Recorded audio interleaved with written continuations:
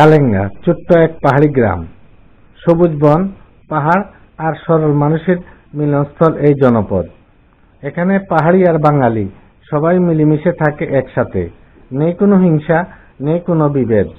সীমান্তবর্তী এলাকা হয়েও কালেঙ্গা দীর্ঘদিন ছিল শান্তিপূর্ণ। এখানকার মানুষ কখনো অপরাধে জড়ায়নি। তারা কৃষি, বনজ সম্পদ আর ছোটখাটো ব্যবসার উপর নির্ভর করে সহজ সরলভাবে কাটায় তাদের জীবন।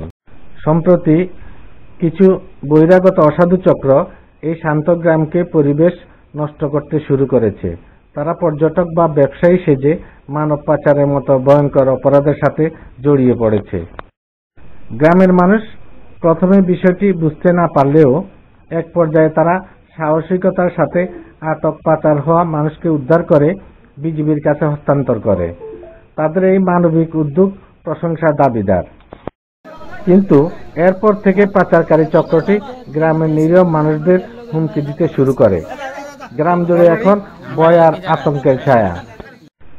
দুর্গাপূজার আগের দিন ঘটে যাওয়া আরেকটি ঘটনা। শ্রীমঙ্গল বিদ্যাবিল থেকে বাবু দেববর্মা ও তার পরিবার কালেঙ্গা মঙ্গলিয়া বাড়িতে বেড়াতে আসার সময় চক্রের হাতে লাঞ্ছিত হন। খবর পেয়ে বিজিবি তাদেরকে উদ্ধার করেন।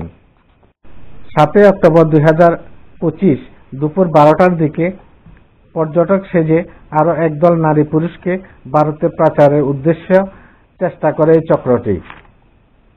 বিজিবি খবর পেয়ে তাদের পিছু নেয়। তারা পাহাড়ে গভীরে লুকিয়ে পড়ে।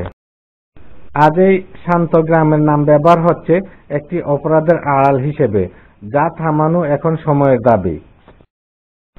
আমরা চাই প্রশাসন দ্রুত ব্যবস্থা নিক, সীমান্ত স্থানীয় চেকপোস্ট স্থাপন হোক, যাতে প্রতিটি আগত মানুষের পরিচয় যাচাই করা যায়। তাহলে এই কালেঙ্গা আবার ফিরে পাবে তার আগের শান্তি, সৌন্দর্য, নিরাপত্তা।